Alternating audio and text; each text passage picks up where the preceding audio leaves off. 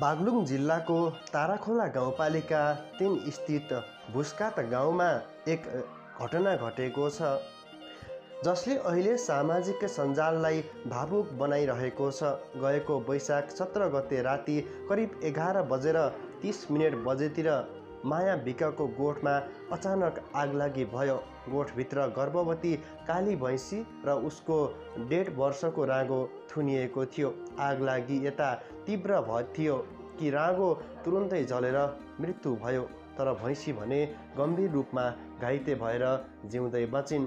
भैँसीको अवस्था अत्यन्तै पीडादायक थियो।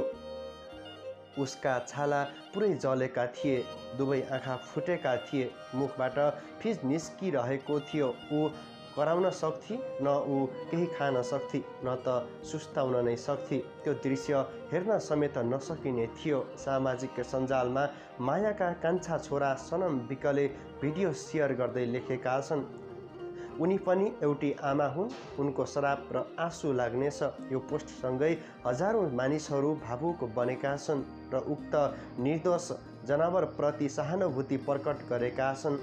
चिकित्सकको सल्लाहमा भैँसीलाई युथोनाइज गरिएको हो।